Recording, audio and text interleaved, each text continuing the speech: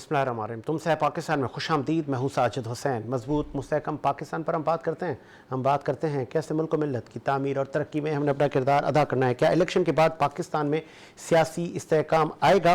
हर साल 6 लाख नौजवान पाकिस्तान क्यों छोड़ने जा रहे हैं? पाकिस्तान से जाने वाले वापस भी आएंगे या नहीं, इस पर भी हम बात करेंगे। फिर हम बात करेंगे पाकिस्तान तहरीक-ए-इंसाफ के तमाम उम्मीदवार अलग अलग निशानों पर इलेक्शन में हिस्सा ले रहे हैं। तो ये पहले से ही प्रेडिक्शन थी? क्या ये भी लंदन प्लान का हिस्सा था, या कि आइनी और कानूनी तकाज़े पूरे ना होने की वजह से आपको ये तमाम आज़ाद हैसियत से या कहें कि इंडिविजुअल निशान पर आप इलेक्शन लड़ रहे हैं? उसके साथ साथ तबकाती निज़ाम, तालीम का खात्मा किस जमात की तरजीह है? नौजवान इलेक्शन में वोट डालेंगे या नहीं? पाकिस्तान ये तमाम चीज़ें जो पाकिस्तान में होने जा रही हैं, क्या ये आसान होगा? उसके बाद फिर ईरान ने हमला कर दिया पंजगूर की अतराफ़ में, जिसके बाद पाकिस्तान ने अपने सफ़ीर को भी वापस बुला लिया है। तो ये क्या माजरा है? इन तमाम सूरत-ए-हाल पे बात करने के लिए स्टूडियो मेरे साथ मौजूद हैं। आपकी बड़ी गहरी नज़र है पाकिस्तान की मुआशी और सियासी सूरत-ए-हाल पर। मारूफ बिजनेसमैन हैं, इकनॉमिक एनालिस्ट हैं शकील अहमद सिद्दीकी साहब। बहुत शुक्रिया सर, शकील साहब आपने टाइम दिया। उनके साथ कराची की मारूफ शख्सियत, आपका ताल्लुक पाकिस्तान तहरीक-ए-इंसाफ से, सलीम सचवानी साहब ने ज्वाइन किया। बहुत शुक्रिया सर, सलीम सचवानी साहब आपने भी टाइम दिया। सलीम साहब, पहले ज़रा शकील साहब बात कर लेते हैं। पाकिस्तान में ये इस्तेहकाम आता हुआ आपको नज़र आ रहा है आफ्टर इलेक्शन? देखिए, माशी इस्तेहकाम तो आता हुआ नज़र आ रहा है, लेकिन जो सियासी बहरान खुसूसन सुप्रीम कोर्ट के इस फैसले के बाद पैदा हो गया है, तो ये शगाफ भरने में बड़ा वक्त लग जाएगा। अच्छा, बहुत ज़्यादा। तो अभी से चूँकि इलेक्शन हुए नहीं हैं और ये फ़िज़ा बन गई है और ये ख्याल भी बन गया है, और मैं उन लोगों की बात नहीं कर रहा जो कि पीटीआई के लीडरान हैं या उनके वर्कर हैं, बल्कि मैं आम अफराद की बात कर रहा हूँ। आम जो तज्ज़िया निगार हैं वो अब खुल्लम खुल्ला इस बात का इजहार कर रहे हैं कि जो क्रेडिबिलिटी थी सुप्रीम कोर्ट की, वो बहुत बुरी तरह से मजरूह हुई है। तो उसको फिर अपनी साख को दोबारा संभालने में बड़ा वक्त लगेगा। अच्छा, तो ये भी कहा जा रहा है कि जो पीटीआई के लिए कानूनी पैरामीटर्स से वो दूसरी पॉलिटिकल पार्टियों के लिए भी होने चाहिए। देखिए, बज़ाहिर ये बड़ा अच्छा लग रहा है सोच कर, और दूसरी पार्टियां जो इस वक्त बगले बजा रही हैं, लेकिन आप मुझे बताएं कि इस फैसले के बाद खुद ब खुद इलेक्शन कमीशन के पास एक इख्तियार आ जाता है कि वो जब चाहे किसी भी सियासी पार्टी के इंटर पार्टी इलेक्शन को गैर शफाफ करार देकर, और वो ये मिसाल जो अभी आज कायम हो गई है वो इसका इस्तेमाल कर ले, ये हक उनको हासिल हो गया। और इलेक्शन कमीशन ये उस दौरान करेगा जिस दौरान अबूरी हुकूमत होती है। अबूरी हुकूमत जो होती है वो बराह रास्त इस्टेब्लिशमेंट के मातहत होती है, बावजूद इसके कि जाने वाली हुकूमत एक बाहमी मुशावरत से उसको लेके आती है, लेकिन उसके ऊपर जो असर व रसूख होता है वो तो इस्टेब्लिशमेंट का होता है। तो अब ये बिल्कुल 58(2)B की तरह से, जिस तरह से 58(2)B का एक इख्तियार हासिल था सदर पाकिस्तान को, जब चाहते थे वो असम्बली तोड़ देते थे। तो ऐन उस वक्त, ऐन उन 3 महीनों के दौरान कि जबकि इलेक्शन होने वाले हों और इलेक्शन कमीशन किसी भी सियासी पार्टी का जो वो इंटर पार्टी इलेक्शन हो, और आप ये अच्छी तरह जानते हैं कि हमारी जो दोनों बड़ी सियासी जमातें हैं, पीटीआई को छोड़ के अब जो बाकी बची हैं उनकी मैं बात कर रहा हूँ, उनके इंटर पार्टी इलेक्शन किस तरह के होते हैं, ये किसी से ढकी छुपी बात तो नहीं है। वो तो वहाँ तो मोरूसियत है, वहाँ यहाँ तो फिर इन्होंने कुछ इलेक्शन करवाए थे, वहाँ कौन से इलेक्शन होते हैं। तो ये हथियार अब 58(2)B की तर्ज का एक हथियार जो है वो इलेक्शन कमीशन के पास आ गया है, और उसको जब चाहे उसको इस्तेमाल किया जा सकता है। तो फिर वो मतलब ये जो इस्तेहकाम की बातें हैं, ये जो जमहूरियत के मामलात हैं, ये अब मज़ीद आगे चलते हुए नजर नहीं आ रहे, तो मुल्क किस सिमत फिर जा रहा है? देखिए, मुल्क की जहाँ तक माशी सिमत की बात है तो वो तो खैर उसकी इशारियत बहुत बेहतर है। हर साल 6 लाख नौजवान पाकिस्तान क्यों छोड़ के जा रहे हैं? उसकी वजह यह है, तो फिर ये वापस भी आएंगे या नहीं? देखिए, ये बेशक वापस आएंगे, और हमारे जो नौजवान मुल्क छोड़ के जा रहे हैं वो दूसरे मुल्क की जाके कोई शहरियत इख्तियार नहीं कर रहे हैं, पाकिस्तानी शहरियत को छोड़ नहीं रहे हैं वो, बल्कि जो नौजवान हमारे यहाँ से जाता है वो तो हमारे ज़र मुबादला भेजने का एक ज़रिया बनता है। ठीक है, तो इस वक्त अगर आप देखें कि भारत की मईशत में एक बहुत अहम रोल अदा करता है वो ज़र मुबादला, जो कि उन भारतीयों ने भेजा होता है जो मुल्क से बाहर हैं। पाकिस्तान का शुमार गालिबन 6ठे नंबर पे होता है उसके अंदर, तो उसका तो आपको फ़ायदा है। लेकिन जब आपके मुल्क में इस्तेहकाम आएगा तो ये नौजवान वापस भी आएंगे। इसकी बहुत सारी मिसालें मौजूद हैं। जैसे इस्तेहकाम आता है, इस्तेहकाम आने के लिए जिन जिन चीज़ों पर अमल किया जाए या जिस सिमत जाया जाए, उस सिमत आपको इदारे, पॉलिसीज़, तमाम SOPs सब कुछ नज़र आ रहा है या अभी टाइम लगेगा? इसके नताइज आने में टाइम लगेगा। सिमतें तो उन्होंने दुरुस्त कर दी हैं और दिखाई दे रही हैं। अब मैं, आपको याद होगा कि आपसे मुतादिद मुलाकातों में मैंने इस बात का इजहार किया कि जी हमारे यहाँ जो फ्रीलांसर्स हैं उनके लिए पेपाल वो होना चाहिए। जो गुज़िश्ता हमारी जमहूरी हुकूमतें गुजर गई, PTI समेत, चाहे वो मुस्लिम, आपने तो ये भी कहा था कि ये निशान नहीं मिलने वाला बल्ले का, बात कही थी। और मुझसे इसरार अब्बासी साहब ने इख्तलाफ किया था जब वो हाई कोर्ट में थे, तो मैंने 2 टोक की बात की थी कि पता नहीं इनकी खुशगुमानी किस बुनियाद के ऊपर है, लेकिन ये बल्ले का निशान नहीं मिलेगा। और आप देख लीजिए कि वो नहीं मिला। तो शकील अहमद सिद्दीकी की नज़र में ये एज पर लॉ वापस लिया गया है या कि रैगिंग हुई है? नहीं, कानून का जहाँ तक हमारे ताल्लुक है, सुप्रीम कोर्ट के जो फैसले हैं उनके हर 2 मतलब एक ही जैसे केस के 2 मुख्तलिफ फैसले आपको, जो अभी ये फैसला हुआ है इससे मिलता जुलता बेनज़ीर भुट्टो साहबा का एक केस था जिसमें 11 रुकनी सुप्रीम कोर्ट का बेंच था और इससे बिल्कुल मुख्तलिफ फैसला था। जुल्फ़िकार अली भुट्टो की फांसी सुप्रीम कोर्ट के हुक्म के तहत ही हुई थी और उसके ऊपर जो अभी हालिया दिनों में जो उस पर शर्मिंदगी का इज़हार हुआ सुप्रीम कोर्ट से ही हुआ है। फिर उसके बाद परवेज़ मुशर्रफ साहब की सज़ा की जो मिसाल है, तो उनकी वो सज़ा भी उसी आइन, उसी कानून तहत दी गई थी पहले, फिर उसके बाद वो सज़ा ख़त्म भी उसी के तहत की गई, दोबारा बहाल भी उसी कानून तहत की गई। तो ये तो आटे के पेड़े की तरह है, इसको जिस जो चाहे बना दें। चले आगे आपका पॉइंट।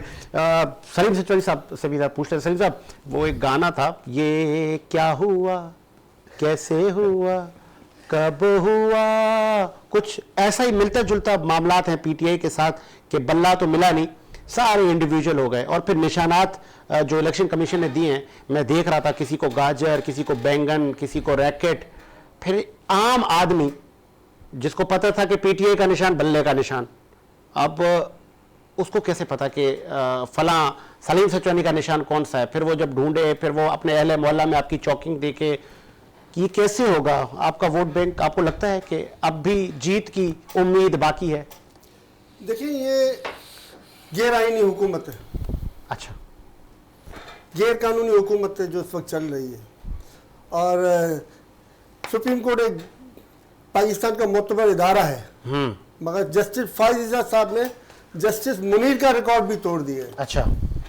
और आइन की आर्टिकल 17 शिक नंबर 2 जो पाकिस्तान के हर शहरी को हक देती है कि वो अपनी पार्टी बनाए, पार्टी का सिंबल रखे और कौम के लिए काम करे, उस आर्टिकल के ऊपर एक का जवाब इन्होंने नहीं दिया अपने फैसले के अंदर।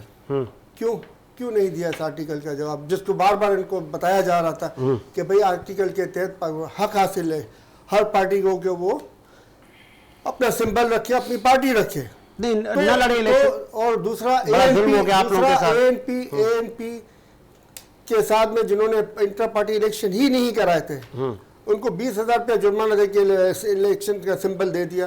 ये दोहरे कवानीन जो है दीन इस्लाम की खिलाफ वर्जी है।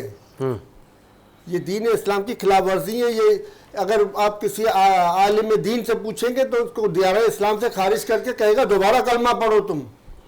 ये जिस तरीके के जो माशरा चला रहे हैं, जिस तरीके से ये सुप्रीम कोर्ट के इदारे के ऊपर दब्बा लगा रहे हैं, इस तरीके से सुप्रीम कोर्ट नहीं चलती। ऐसा न करें इनको, ये क्यों चाहिए हमारी पार्टी के उसको बल्ले के निशान के लिए अगर 1 महीना डिले भी करना पड़ता है तो 1 महीना इलेक्शन डिले करें, मगर इसका फैसला करें पहले कि यह आर्टिकल 17 सही है आइन का या ये चीफ जस्टिस ऑफ फाइज इज़ा सही है। दोनों में से सही कौन है, इसका फैसला करवाया जाए पहले। अवाम के बुनियादी हुकूक हैं या नहीं है, इसका फैसला करवाया जाए पहले। ये गुंडागर्दी, बदमाशी, दोस्त दाजली के जरिए जो उन्होंने निशान लिया है, तो उसको हम सिवाय एक खतरनाक पड़ाव के और कुछ नहीं समझते। PTI के जो कारकुन है एक पड़ाव समझ रहे हैं अपने रास्ते का। इंशाल्लाह खान साहब की क़यादत में इस पड़ाव को भी उबूर करेंगे और ये सिर्फ अब 8 फरवरी का जो इलेक्शन है वो सिर्फ इलेक्शन नहीं रहा हमारे लिए। अच्छा जी बिल्कुल। क्या है? ये तहरीक इमरान खान भी बन गया अब जिहाद तो नहीं है कहीं? ये हमारे लिए तहरीक इमरान खान भी बन गया और अच्छा। तहरीक आज़ादी पाकिस्तान भी बन गया, क्योंकि पाकिस्तान बना था, पाकिस्तान आज़ाद नहीं हुआ आज तक। ये बात मैं पहले भी कई दफ़ा बोल चुका हूँ कि पाकिस्तान अभी तक सिर्फ बना है, आज़ाद नहीं हुआ। अब इंशाल्लाह इस इलेक्शन के बाद पाकिस्तान आज़ाद भी होगा। भले बैंगन से हम लड़े, भले हम मूली से लड़े, भले हम गाजर से लड़े, हाँ। सब चीज़ें इंसान के काम में आने वाली हैं सर। और हर चीज़ इंसान की ज़रूरत पूरी करती है। मगर हम हर चीज़ से खेलना भी जानते हैं। बैंगन से भी हम कैच खेल सकते हैं, मूली से भी हम खेल सकते हैं, हर चीज़ से हम खेल सकते हैं। जो चीज़ का निशाना होगा उससे हम खेल के दिखाएंगे और अच्छा खेल के दिखाएंगे इनसे। सबके सब पार्टी के पीटीआई को ज्वाइन करेंगे। पार्टी पीटीआई खत्म नहीं हुई है, ठीक है। इलेक्शन सिंपल गया, सबके सब जीत के पीटीआई को दोबारा ज्वाइन करेंगे और पीटीआई वापस अपने उर्ज पे होगी इंशाल्लाह, अल्लाह की रहमत से, अल्लाह की करम से। ठीक है। सेनेटर ज्ञान चंद ने हमें ज्वाइन किया है, आपका ताल्लुक पाकिस्तान पीपल्स पार्टी से। खुशामदीद कहेंगे ज्ञान चंद साहब। थैंक यू भाईजान। प्रोड्यूसर साहब जरा ऑडियो बढ़ाइएगा ज्ञान चंद साहब की। सर चूंकि आप मंझे हुए पॉलिटिशियन हैं, पाकिस्तान पीपल्स पार्टी के चेयरमैन बिलावल भुट्टो जरदारी साहब आपकी कैंपेन में बड़े मसरूफ हैं और वो कह रहे हैं कि सिंध की आवाम मुझे इजाजत दे और मेरा साथ दे तो मैं मजीद इसमें काम करना चाहता हूं। गुंजाइश तो रहती है, लेकिन इन 15 सालों की परफॉर्मेंस से आप मुतमईन हैं सेनेटर साहब? यकीनन पाकिस्तान पीपल्स पार्टी ने परफॉर्म किया है। जो महदूद वसाइल थे, जो पीपल्स पार्टी को चैलेंजेस थे, उसके बावजूद पीपल्स पार्टी के लोग हमसे सिंध तक को नहीं सोचते हैं, हम मुल्क के लिए सोचते हैं। तो मुल्क की सतह पे हमारे कॉन्स्टिट्यूशनल हिस्ट्री है कि उसमें जितना काम पीपल्स पार्टी ने किया है उतना किसी ने नहीं किया। पीपल्स पार्टी ने जितना हेल्थ सेक्टर में काम किया है वो किसी ने नहीं किया है। जितना एजुकेशन पे हमने काम किया वो किसी ने नहीं किया है। वो अलग बात है कि पहले मियां साहब जो हमारे फंड रोक लेते थे, फिर ये खान साहब जो है वो हमारे फंड रोक लेते थे, उसके बावजूद भी हमने काम किया है। हम तो यकीनन मुतमईन हैं और हम मुतमईन इसलिए भी है कि हमें जो रेस्पॉन्स पब्लिक दे रही है, अच्छा, तो पब्लिक समझती है कि पीपल्स पार्टी ही निजात कर रहा है और उन्होंने परफॉर्म किया है। ये नहीं हम कहते कि हमने कोई बड़े बड़े दावे नहीं करते कि 1 लाख हमने घर बना दिए है, 50 लाख नौकरियां दे दी है, 50 इस किस्म की हम दावाएं नहीं करते। हम प्रैक्टिकली जो कर रहे हैं वो दिखा रहे हैं। हम जो कर सकते हैं कैसे करेंगे वो भी इनको बता रहे हैं। तो इसलिए हम मुतमईन हैं कि भाई हमारी लीडरशिप जो प्रॉमिस करती है वो करके दिखाती है। सबसे ज्यादा लोगों के उमंगों के मुताबिक काम करते हैं, ठीक है, लोगों की फलाह बहबूद के लिए काम करते हैं। ज्यादा करते हैं कम करते हैं, लेकिन हम लोगों के लिए ही सोचते हैं, इसलिए लोग हमारे साथ। अच्छा, फिर कैंपेन आप लोग चला रहे हैं और आपने खुद कहा कि लोग हमसे बड़े मुतमईन हैं, तो आपसे ये सवाल नहीं होता कि अभी तो फॉरेन मिनिस्टर बिलावल साहब थे, अभी तो मईशत सारी आपके हाथ में थी, आप ही के लोग थे और आप लोगों ने ही एक आईनी तरीके से एक हुकूमत को बाहर किया और आपने कहा था मुल्क डिफॉल्ट हो जाएगा और हम आगे बेहतर कर देंगे, लेकिन फिर हमने देखा कि बेहतर से बदतर की तरफ हम चले गए। नहीं, ये तो आप कहते हैं कि बदतर की तरफ चले गए। मुल्क डूबने से बच गया, ये बेहतर नहीं हुआ। मुल्क आइसोलेशन में चला गया था। बिलावल भुट्टो अगर फॉरेन मिनिस्टर थे तो पूरी दुनिया से उन्होंने एंगेज किया, पूरी दुनिया पाकिस्तान से कोऑपरेट कर रही है, तो ये बेहतर नहीं हुआ। IMF बाकी फाइनेंशियल इदारे जो पाकिस्तान से भाग रहे थे उनको दोबारा एंगेज किया और पाकिस्तान की मौजूद जो डूबने जा रही थी उसको आगे बढ़ाया। और सबसे ज्यादा कि वो एक फतना जो था वो मुल्क को बैंक्रप्सी की तरफ लेके जा रहा था, यहाँ पे कोई एक नाकाम स्टेट की तरफ ले धकेल रहा था, उसको पॉलिटिकली जमहूरी तरीके से कॉन्स्टिट्यूशनली इसको बाहर करके बाकी पॉलिटिकल सिस्टम को हमने बहाल कर दिया। ये भी हम समझते हैं कि ये पीपल्स पार्टी की इस पूरे सिस्टम को लीड किया। अब जब ये सब करके हमने दिखाया है तो बिलावल साहब अभी 2 माह आपने ज्ञानचंद साहब, आपने एक फितने का जिक्र किया, गालबन आपका इशारा बानी PTI की तरफ था। लेकिन अभी फिर बिलावल साहब अभी फिर बातें कर रहे हैं कि साबिक वज़ीर आज़म नवाज शरीफ साहब फिर सिलेक्ट होने जा रहे हैं, तो फिर ये इस्टेब्लिशमेंट का क्या करें सर? वो तो फिर आप बोलेंगे कि वो ले आए, हम क्या करें? हम तो ये कहते हैं कि ना लाडला हमें चाहिए ना लाडला प्लस चाहिए। अच्छा, लाडला अगर चाहिए तो वो आवाम का लाडला चाहिए। नवाज शरीफ साहब लाडला प्लस हैं? आपको नजर नहीं आ रहा? अगर नहीं आ रहा तो 8 फरवरी को पता चल जाएगा किससे फेयर और रिलेशन होते हैं। नहीं तो वो नून लीग वाले कह रहे हैं कि आपको पता चल चुका है कि नवाज शरीफ साहब की पजीराई कितनी है, इसीलिए आप पहले से ही हाथ पांव मार रहे हैं और नवाज शरीफ साहब जीत जाएंगे और वो मुल्क भर से उनकी निशस्तें उनको मिल जाएंगी। देखें वो बिलावल साहब तो कहे तो अभी वो बिल से भी नहीं निकले, वो शेर चूहा बनकर बैठ गया। अभी निकलेंगे तो पता चलेगा कि पॉपुलर कौन है, उसको क्या पजीराई मिलती है। हम तो समझते हैं कि पंजाब में हमें काफी प्रोग्रेस हमने किया है, सेंट्रल पंजाब में, साउथ पंजाब तो है ही हमारा। अच्छा, तो पहले तो किसी चलो तरह से लास्ट में एक लास्ट में शाह महमूद कुरैशी समेत परवेज इलाही और बानी पीटीआई, ये तीन जो बड़े पॉलिटिशियन थे पाकिस्तान के, एक तो फॉर्मर वजीर आजम भी, ये अब इस 2024 के इलेक्शन से कमोबेश बाहर हो गए हैं ऑलमोस्ट। तो क्या ये ठीक जमहूरियत के लिए बेहतर हो रहा है? देखिए, जमहूरियत नाम है कि सबके साथ इंसाफ करो, कोई अगर बेगुनाह है उसके साथ नाइंसाफी ना हो, इसलिए ये कोर्ट्स बनी हुई है। अगर कोर्ट्स उनको आउट करती है तो हम आप कौन होते हैं जो कहे नहीं ठीक नहीं है? सब कह रहे हैं इन्होंने अनकॉन्स्टिट्यूशनल। नहीं तो फिर कोर्ट का, आप भुट्टो साहब को फांसी दे दी गई, आज तक वो कोर्ट जस्टिफिकेशन दे रही हैं, आज फिर पीटीआई वाले कह रहे हैं कि जस्टिस फायद ईसा साहब ने हमारे साथ बड़ा जुल्म कर दिया, तो फिर ये इदारों को वो तो तारीख बताएगी ना। जिन जजों ने भुट्टो को सजा दी उन्होंने कहा गया हम हमारे ऊपर मार्शल का। कल फिर जस्टिस फायद ईसा साहब कहेंगे कि मैंने पीटीआई से गलत निशान लिया, कहेंगे तो तब की बात है ना। तब तो पीटीआई को दुरुस्त नहीं करो, वो इलेक्शन नहीं करवा रहे, खुद के बोलते हैं हमने गाँव में, लेकिन उनके अपने बानी मेंबरान या उनके जस्टिफाइड मेंबरान जो है वो सुप्रीम कोर्ट में आकर खड़े होते थे, हमें मौका नहीं दिया गया। हम तो नहीं चाहते हैं कि कोई भी बंदा पॉलिटिक्स से बाहर हो, लेकिन जब आप कोर्ट ऑफ लॉ में जाएंगे तो वो एज पर लॉ डिसीजन करेगा। मुझे नहीं पता, मैं टेक्निकली तो लॉयर नहीं हूँ, लेकिन एक कोर्ट ने फैसला किया है, भुट्टो साहब की फांसी हुई, हम उसको तस्लीम तो नहीं किया था, लेकिन वो तो फांसी चढ़ चुके ना, फिर भी हम इस डेमोक्रेटिक में चलते रहे। आज अगर उन्होंने केस पुटअप किया है तो मेरिट पे अगर भुट्टो की फांसी गलत थी तो भुट्टो तो अगर पीटीआई के लोग जीत कर आते हैं इस इलेक्शन में, तो पीपल्स पार्टी हामी है कि इत्तेहाद बनाया जाए पीटीआई के साथ? तो हमारे हामी होने या ना होने से कुछ नहीं होता है। पहली बात तो पीटीआई एज ए पार्टी बची नहीं है, इंडिपेंडेंट बचे। उनमें से जो लोग समझते हैं कि पीटीआई वाले सही नहीं थे, जो पुरानी पॉलिसियां थी वो सही नहीं थी, हम नए सिरे से सोचते हैं और हम गलतियां तस्लीम करके आगे बढ़ते हैं, तो पीपल्स पार्टी तो वेलकम करेगी। बिलावल साहब ने तो इमरान खान को भी कहा आओ माफिया मांगो, तस्लीम करो कि हमसे गलतियां हुई।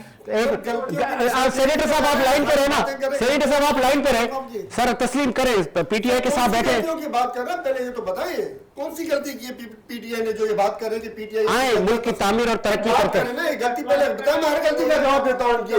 पहले नंबर 1 गलती गिनवा, इसका जवाब मैं देता हूँ आपको।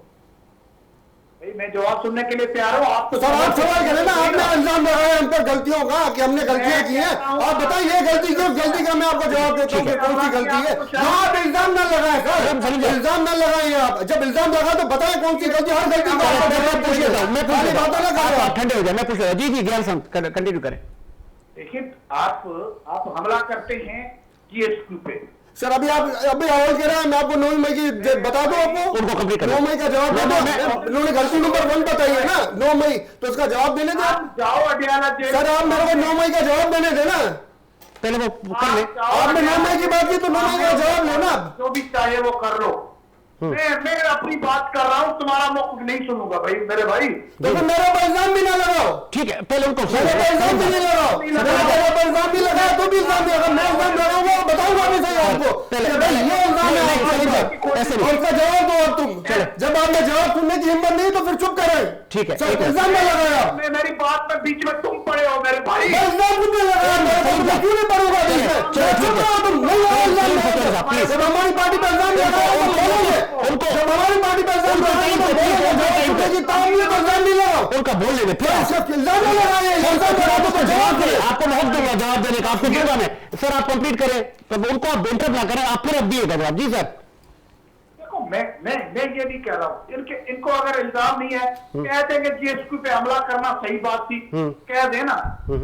मैं कहाँ कह रहा हूँ नहीं कहो, मैं कहता हूँ कि गलत था और वो इमरान खान के कहने पे किया, कह दे कि इमरान खान के कहने पे नहीं किया। मैं तो सीधी बात कर रहा हूँ, पता नहीं क्यों तकलीफ हो रही है। अगर हारते हो तो कोर्ट ने फैसला किया, मैंने नहीं किया। ठीक है, लास्ट पे किया नहीं किया, जाओ आप हमला करो, जिससे नू लीग वालों ने किया था, आप भी कोर्ट पे चढ़ाई कर दो।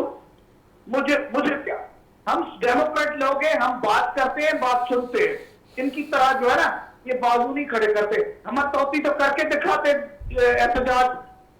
ठीक है, ठीक है, आगे आपका पॉइंट। घरों से बाहर नहीं निकलते, छुपते रहते हैं और कहते हैं हम बड़े बड़े शेर हैं, चार रोज में बैठकर अपने दिखाते हैं। बस ठीक है। सेनेटर साहब आपका आ गया पॉइंट। अब आपको है, जाओ करो।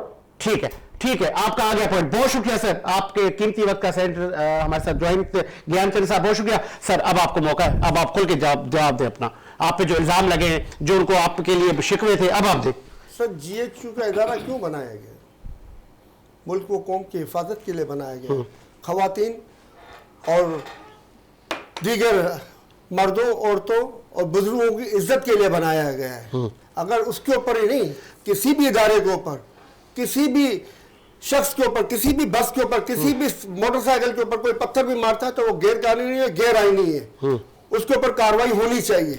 मगर जब इदारे के लोग किसी भी इदारे के हों, चाहे वो जीएचक्यू के हों, चाहे वो किसी और इदारे के हों, चाहे वो पुलिस के हों, चाहे वो किसी और इदारे के हों, अगर वो कोई गैर कानूनी काम करते तो उनकी भी अकाउंटेबिलिटी होनी चाहिए। जब वो औरतों को बालों से पकड़ कर घसीटते हैं तो उनके ऊपर भी एक्शन होना चाहिए। जब औरतों को उठा के मोबाइल में फ्रेनों में फेंकते हैं तो उसके ऊपर भी एक्शन होना चाहिए। ये बात हम कई दफा कह चुके हैं, इसकी वजह देंगे, ये खाली बातें कर रहे हैं, इल्जाम लगा रहे हैं।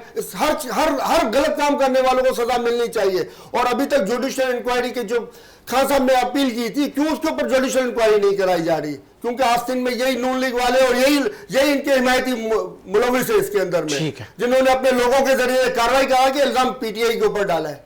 यही लोग मुलविस है जो यार बड़ी बड़ी बातें करके पीटीआई के ऊपर इल्जाम लगाते ना, करने वाले यही लोग हैं। वरना हक और इंसाफ की बात करते कि जिसने गलत किया उसको सजा मिलनी चाहिए। ये क्या बात हुई कि एक तरफ का गलत हो तो उसको सजा मिले, दूसरी तरफ का ना हो? क्या ये हमें दीन ने तालीम दी है? क्या ये हमें इस्लाम में सिखाया है कि इंसाफ का पल्ला एक तरफ झुकाओ, एक तरफ खड़ा रखो? आगे आपका पॉइंट साहब आगे बढ़ा देना। आपने पीपल्स पार्टी का भी मौक़िफ़ सुना और पीटीआई का भी सुना। आपको लगता है कि बर्फ़ अभी पिघली नहीं है? और पॉलिटिकल पार्टी हमने माजी में देखा है कि अपनी पुरानी माजी की कदूरतें मिटा के आगे चली हैं, आगे चलते हुए नज़र आ रही हैं? नहीं, देखिए आगे चलते हुए तो नज़र नहीं आ रही हैं, है ना। मुस्तकबिल करीब में, मुस्तकबिल बैद में हो सकता है कि शायद वो कोई के अंदर वो, क्योंकि उसकी वजह यह है कि जिस कदर मुनाफिकत हमारी यहाँ सियासत में है, ठीक है ना, उरूज पर है ना, कि जहाँ पर कोई गले में रस्सा डाल के खींचने की बातें होती हैं और उसका अभी हो रही है। फिर वो शीरो शक्ल, कल शहबाज साहब अप्रिशिएट कर रहे थे बिलावल साहब को, आज फिर एक दूसरे पे बम गोलाबारी लफ्जी चल रही है। दूसरा ये कि मैं एक बात अपने भाई से इनसे कहना चाहूँगा, वो अल्लामा इकबाल फरमाते हैं कि गुफ्तार के असलूब पे काबू नहीं रहता जब रूह के अंदर मतलातिम ख्यालात। तो जब रूह के अंदर ख्यालात तलातुम होता है तो गुफ्तार का असलूब जो है ना, वो इंसान उस पर अपनी गिरफ्त कमज़ोर कर बैठता है। आपने मुतादिद बार, चूँकि आपने दीन इस्लाम की बात की, हम दीन इस्लाम की रोशनी में देख लेते हैं अगर इस सारी सूरत हाल को सही, तो पूरे कुरान में सबसे खूबसूरत सूरह है सूरह रहमान। बेशक मेरी आपसे तन्हाई में एक दफ़ा पहले इस पर बात हुई है। बेशक, हाँ। और उस सूरह की सबसे बड़ी खूबी है कि हर दूसरी आयत में अल्लाह ताला फरमाते हैं कि तुमने परवरदिगार की कौन कौन सी नेमतों को जुटलाओगे। क्या बात है, ठीक है। बेशक। और अल्लाह ताला हर उस शख्स से मुखातिब होकर ये बात करते हैं जो उस लम्हे कुरान शरीफ पढ़ रहा है, ठीक है, वो गरीब हो, वो अमीर हो, वो आका हो, वो गुलाम हो, महमूद हो, वो अयाज हो, कोई भी हो, हाँ। इससे कतई हाँ। नजर, हाँ। ठीक है। और मुतादिद मकामात पे अल्लाह ताला फरमाते हैं कि इंसान बड़ा ही नाशुक्रा वाक़या हुआ है। इन दोनों बातों को मिला के देखें तो एक बात बड़ी वाज़ेह होती है कि अल्लाह ताला अपने बंदों से तकाजा करते हैं, मुतअद्दिद जगहों पे आया है, अल्लाह ताला अपने बंदों से तकाजा करते हैं शुक्रगुजार बनो, नेमतों का जिक्र करो, अपने परवरदिगार की दी हुई नेमतों को तुम झुटला नहीं सकते, ठीक है। इस तनाजुर में अब आ जाए हम मौजूदा सियासी पार्टियों की हम बात करते हैं। हमारा हर लीडर हमें नाशुक्री की तालीम देता है, हर लीडर, नवाज शरीफ हो, इमरान खान हो या वो बिलावल हो, वो हमें इतने शिद्दत के साथ अपनी कौम को, जो कि हमारे जो लीडरान हैं वो कौम की तामीर उनको करनी चाहिए ना, उनकी इस्लाह करनी चाहिए, लेकिन हमें बताते हैं कि जी ये जो तुम्हारे साथ बड़ा जो है तुम्हारा इस्तेसाल हो रहा है, जुल्म हो रहा है, जबर हो रहा है, और इसका जिम्मेदार वो है, और मुझे ले आओ तुम्हें। अभी जैसे ज्ञानचंद साहब ने एक लफ्ज़ इस्तेमाल किया, निजात दहिंदा।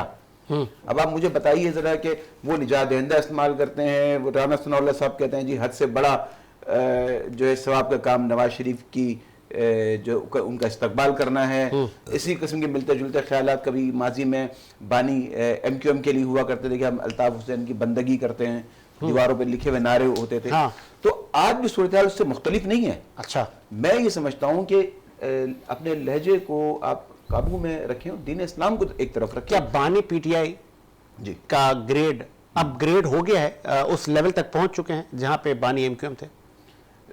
जो उनको सजा दी गई है उसके मुताबिक तो उसी लेवल पर है वो। अच्छा, ठीक है ना, जो बानी MQM की सजा थी, लेकिन एक बात, अच्छा, लेकिन एक फर्क है। अच्छा एक ऐड करता चलो, फिर आप करिए।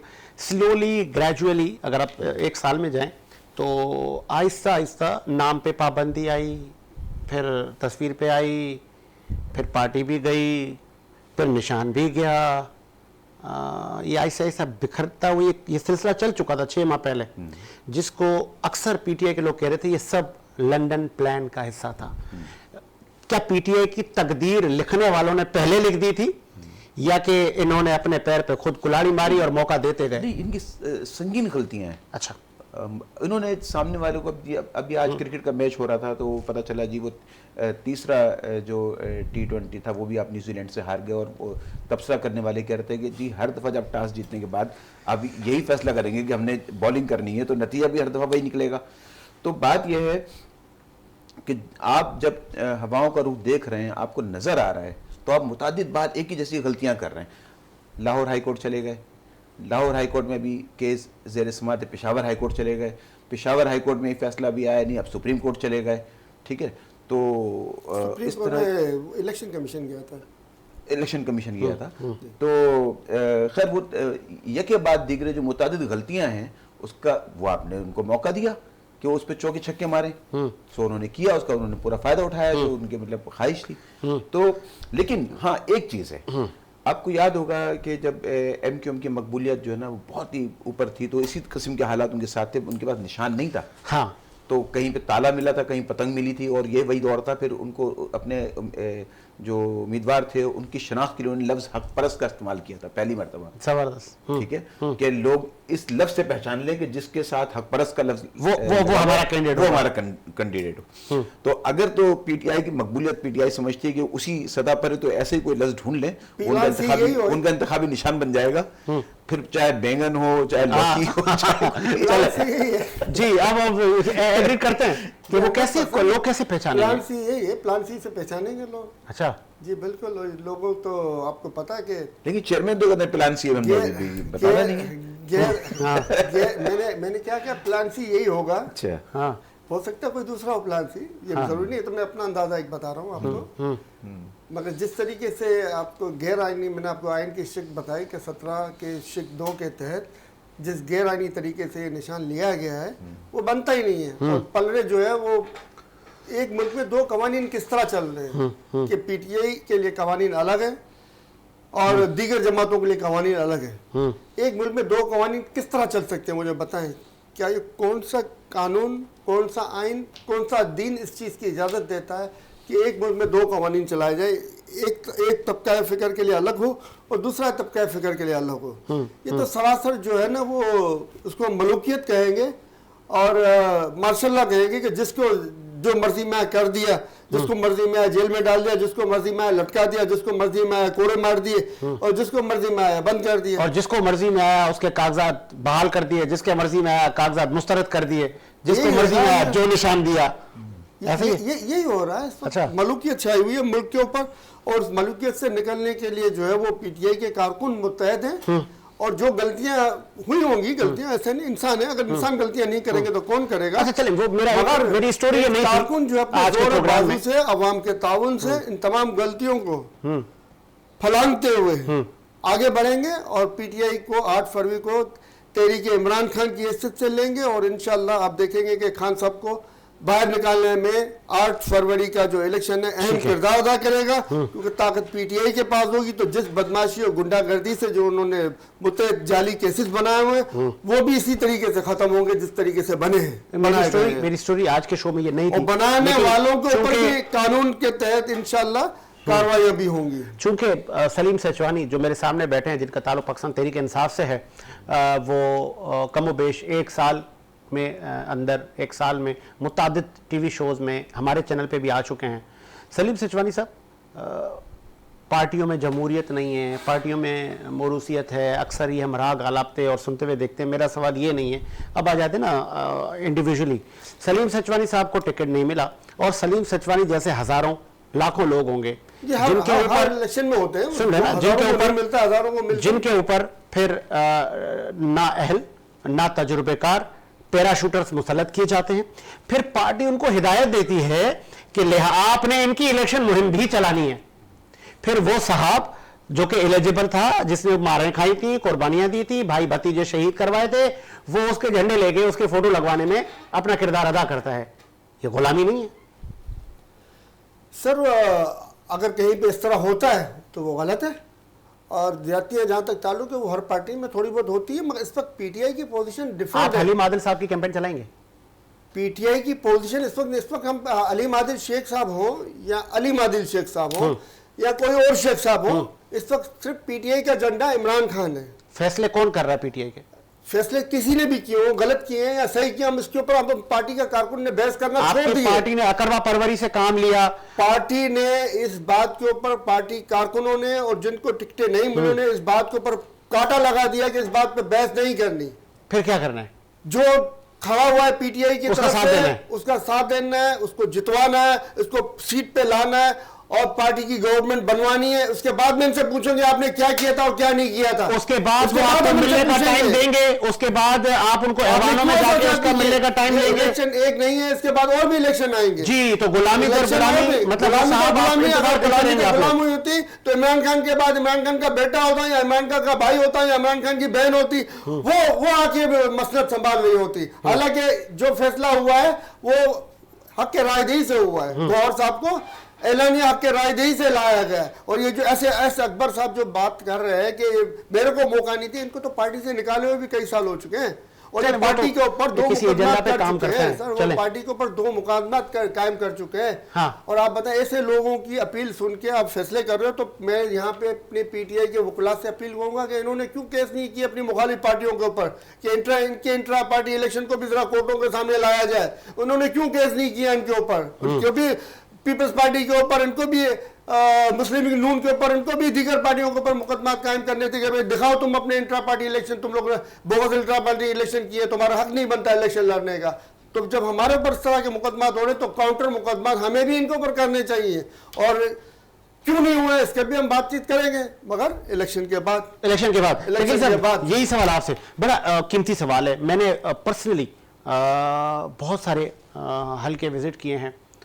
जैसे मैंने इनको पर्सनली अटैक किया मैंने इन पर कि आप उस हल्के के थे और आप ख्वाहिशमंद थे और आप डिज़र्व करते थे, मुश्किल वक्त में भी खड़े थे पार्टी के साथ, आज भी खड़े हैं। लेकिन बाहर से आए हुए आदमी को आपके यहाँ मुसल्लत कर दिया पार्टी ने, पार्टी का फैसला था और सरे तस्लीम खम हो गया साहब। ऐसे कई हल्के हैं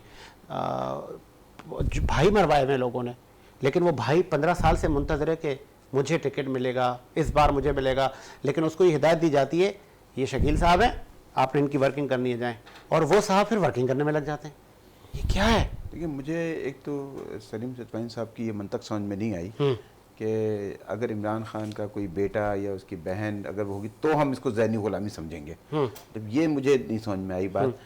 बानी मौरूसियत नहीं है, कहने का मकसद है कि मौरूसियत की सियासत को उन्होंने हटाया। साजिद इससे पहले आप दीगर जमातों में देखो मौरूसियत चल रही है, बेटा बेटी भाई बहन यही चल रहा है। दीगर सियासी जमातों में अभी तक तो ये चीज मौजूद है। सलीम साहब सवाल तो मौरूसियत से मुतालिक था ही नहीं। सवाल तो मौरूसियत से मुतालिक है। गुलामी से मुतालिक गुलामी है ना, ये क्या है? बाप के बाद आपको बेटे की गुलामी करनी है, बेटे के बाद इसके बेटे की गुलामी करनी है। ये गुलामी तो क्या, एक ही खानदान की गुलामी किए जाने। इलाके के ऊपर बड़े बड़े चौधरी मुसल्लत बैठे हुए जिनके बेटे बाप चले आ रहे हैं और इन इलाकों में तालीम तक नहीं दी जा रही है, लोगों को एजुकेट नहीं किया जा रहा, लोग गुलामों की तरह जिंदगी बसर कर रहे हैं। कोई पुरसान हाल नहीं है, कोई पूछने वाला नहीं है। मुल्क की मादनियात खाई जा रही है, गायब हो रही है, कोई पुरसान हाल नहीं है, कोई पूछने वाला नहीं है। क्यों कि अगर उन इलाके के लोगों को अवेयरनेस मिल जाएगी, उन इलाके के लोगों को तालीम मिल जाएगी तो वो उठ के खड़े होंगे और पूछेंगे कि हमारी मादनियत कैसे जा रही है और हमें से क्यों हुकूक नहीं मिल रहे, क्यों हक नहीं मिल रहा है। जी। अच्छा, मैं अब से कुछ देर पहले की जो खबर है वो इलेक्शन कमीशन ने जो फहरिस्त जारी की है 166 पार्टियों, इसमें से 13 को उन्होंने डिलिस्ट किया और 166 रजिस्टर्ड पार्टियों में पीटीआई शामिल है। लेकिन जो दिलचस्प बात है वो ये कि चेयरमैन का जो खाना है वो खाली है, ब्लैंक है। तो सवाल एक दफा फिर सलीम सतवानी साहब की तरफ के, आपका चेयरमैन है कौन इस वक्त? गौर खान। ठीक है, देखिए दिल चेयरमैन है ना हमारा, हमारे दिल में है और वो इमरान खान था, इमरान खान है और इमरान खान रहेंगे। गौहर साहब नहीं है, गौर साहब को नामजद करेंगे, वो भी हमारे चेयरमैन है, मगर हकीकी चेयरमैन हमारे इमरान खान साहब थे, हमारे इमरान खान साहब हैं और रहेंगे। बाकी गौर साहब को चेयरमैन मानेंगे, इनको भी चेयरमैन मानेंगे। चलो बानी चेयरमैन तब्दील नहीं हो सकते ना सर, वक्त का बानी तकाज़ा चेयरमैन है। तो तब्दील नहीं हो सकता, बानी चेयरमैन तो बानी रहेगा, जी, और वो हमेशा रहेगा। ये ज़हनी गुलामी पे मैं चाहूंगा कि आपका बड़ा इंपॉर्टेंट इस पे मुझे चाहिए, ये क्या है मुझे तो नहीं समझ में आया। ये मतलब जमहूरी पार्टियां हैं, जमहूरी सियासत करनी है, लेकिन फिर डिक्टेटर आना, ऑर्डर आते हैं और आप उनको ओबे करने में अपनी ज़िंदगी गुजार दें। एक बड़ी बुनियादी बात आपके एक गुज़िश्ता कुछ प्रोग्रामों पहले मैं ये बात कर चुका था कि हमारे यहाँ जो पार्लिमानी जमहूरियत है, पार्लिमानी जमहूरियत और सदारती निज़ाम के फ़र्क को समझने की ज़रूरत है हमारे हर सियासी कारकुन को, हमारी आवाम को और हमारे सलीम सतवानी साहब को भी, कि बतौर MNA या मेंबर नेशनल असम्बली हो या मेंबर सूबाई असम्बली हो, उनकी एक सीट होती है। उनके किसी भी कानून साजी के लिए एक सादा अक्सरियत या 2/3 अक्सरियत दरकार होती है उनको। तो ऐसे में ये सोचना कि नहीं इमरान खान साहब आ जाएंगे तो मुल्क की काया पलट जाएगी, नवाज शरीफ साहब आ जाएंगे तो काया पलट जाएगी, ज़हनी गुलामी की एक मिसाल है कि आप ये भी सोचने को तैयार नहीं कि आपके निज़ाम कौन सा चल रहा है। ठीक है, आपके यहाँ कौमी असम्बली से कोई कानून पास होता है, फिर सेनेट में जाता है, वाला जाता है, फिर सेनेट में उस कानून की तौसीक होती है, फिर सदर पाकिस्तान के पास जाता है और सदर पाकिस्तान के पास भी फिर उसके बाद कुछ खुफिया कुछ ताकतें हैं जो कि मतलब उनकी मंजूरी भी दरकार होती है, जो कि बज़ाहिर वो नहीं है। लेकिन ये हमारे सिस्टम है। तो ऐसे में हम अगर ये सोचते हैं कि नहीं जी इमरान खान साहब आ जाएंगे तो मुल्क की काया पलट जाएगी। आपको याद होगा वो तकारीर जो शुरू में PTI की हुकूमत में आने से पहले हुआ करती थी मुराद सईद साहब के, जी जिस दिन इमरान खान साहब ने हलफ उठा लिया तो $100 अरब तो पाकिस्तान में दूसरे दिन आ जाएंगे और ये, तो यही तो मिसाल है ज़हनी गुलामी की। बानी MQM के लिए भी कुछ इसी तरह की बातें हुआ करती थी। सही, ठीक है, आप देख लीजिए अब कमोबेश कुछ 40 साल तो गुजर गए, जो बुनियादी नारे थे वो तो जू के तू हैं, बल्कि जो कराची का आम शहरी है वो अपने तर्ज रिहाइश के एतबार से, अपने बुनियादी हुकूक के एतबार से, अपने जमहूरी हुकूक के एतबार से वो इन्हितार का शिकार हुआ है। ठीक है, तो और फिर ज़हनी गुलामी किसी कहते हैं। अभी मैं आज सुबह चूंकि उन पे बानी MQM पे पाबंदी लगी हुई है, उनके तकारीर जो है वो टीवी पे नहीं आ सकती, फिर दुनिया आर्टिफिशियल इंटेलिजेंस और पता नहीं कहाँ हम चले गए जी। तो फिर हम आज एक टच पे पूरी दुनिया को मुताला कर लेते हैं जी, तो फिर आज भी हम ज़हनी गुलाम, हमारे नौजवान ऐसे ही है ना। मैं आपको बताऊं कि आज का जो उनका वीडियो क्लिप है बानी MQM का, वो आज भी ये समझते हैं कि मुझे 48 घंटे मिल जाएं तो मैं वो जो 1985 और 86 की जो MQM थी, मैं वो आपको 10 लाख और 12 लाख लोग जो है ना वो दिखा दूंगा। ये वो आज भी समझते हैं और वो गलत समझते हैं, और वो गलत समझते ठीक है। आगे लास्ट में से सलीम साहब, टाइम बहुत कम है, नौजवान क्या वोट डालेंगे? मैं इनकी बात का जवाब दे दूं। अच्छा दे दें, फिर मेरा ये सवाल है, नौजवान वोट डालेंगे? गुलामी में जो ये खान साहब का नाम ले रहे हैं, अच्छा आपको पता है कि 10 साल के तकरीबन जो है ना ज़ियाउल हक साहब ने गवर्नमेंट की है, $55 अरब उस वक्त इनके पास आए हैं लड़ाई की मद में। इसके बावजूद पाकिस्तान तमाम अरसे खसारे में चलता रहा। और एक वाहिद हुक्मरान मोहम्मद खान जोनोचे, जिनको सिर्फ 1 साल हुकूमत करने दी गई, उसने अखराजात कम करके पाकिस्तान को बगैर अमरीकी इमदाद के प्रॉफिट में ले आया और उसको 1 ही साल में हटा दिया गया। क्यों? और नवाज शरीफ जैसे चोर को ले आया गया। ये थी ज़हनी गुलामी, जो पैसों की गुलामी है। ये हमारे यहाँ पे जो मेंटलिटी ना, पैसा, ये बहुत खराब मेंटलिटी बन चुका है। डॉलर की गुलामी में हमें मुब्तला किया गया है। डॉलर की गुलामी में हम, नवाज शरीफ साहब ने ही हमें मुब्तला किया, जिन्होंने खुली आज़ादी दे दी कि जितने डॉलर आपको लाने लाओ और जितने ले जाने ले जाओ, जिसका नतीजा ये लगा करप्शन की मनी जो है वो यहाँ से जाने लगी और हम डॉलर के गुलाम बन गए। डॉलर है, डॉलर नहीं है, डॉलर है, डॉलर नहीं है, इसी तरीके से चलता रहा। और खान साहब का जो बात कर रहे हैं, तो खान साहब वो वाहिद लीडर है जिन्होंने, जनरल मुशर्रफ साहब ने रिक्वेडिक के लिए जो एग्रीमेंट किया था, तो उन्होंने 25% लिया था हुकूमत पाकिस्तान के लिए, और वहाँ का तबका बलोच अवाम जिसका हक बनता है रिक्वेडिक के ऊपर, उसका भी हक बनता है, उसको बिल्कुल नज़रअंदाज कर दिया, उसको बिल्कुल गायब कर दिया। ये खान साहब थे जिन्होंने इसको, और ऊपर से $10 अरब का जुर्माना भी लगवा दिया रिक्वेडिक के बाद में। ये खान साहब थे जिन्होंने इसको न सिर्फ $10 अरब का जुर्माना हटवाया, बल्कि रिक्वेडिक में 25% गवर्नमेंट ऑफ बलूचिस्तान के ऊपर मिलने के लिए इन्होंने शराइत रखी, और 25% हुकूमत पाकिस्तान को मिलने थे और 50% उनको ले जाने थे। ये थी एक ईमानदार लीडर की बात जहाँ पे ये कि इस वक्त गुलामी और ज़हनी गुलामी नहीं है, इस वक्त बात यह है कि कौन ईमानदार है और कौन बेईमान है। नौजवान वोट डालेंगे, नौजवान भरपूर तरीके से डालेंगे इंशाअल्लाह अल्लाह की रहमत से, और वो नौजवान ही ने जो ये बड़ा घड़ा खोदा गया पीटीआई के, उसको फलांगने में अहम किरदार अदा करेंगे। चले, और ये किरदार ऐसा होगा कि इंशाअल्लाह पाकिस्तान की तकदीर बदलने में ये किरदार अहम होगा। चले लास्ट में सब टाइम बता दूं कि 1973 से लेकर 1981 तक डॉलर $9.99 पे रहा है। 1981 वज़ीर आला नवाज शरीफ वज़ीर ख़जाना बने, और उसके बाद डॉलर जो है $11.85, 1983 में $13.12, 84 में $14.05, 85 में $15.93, ये डॉलर।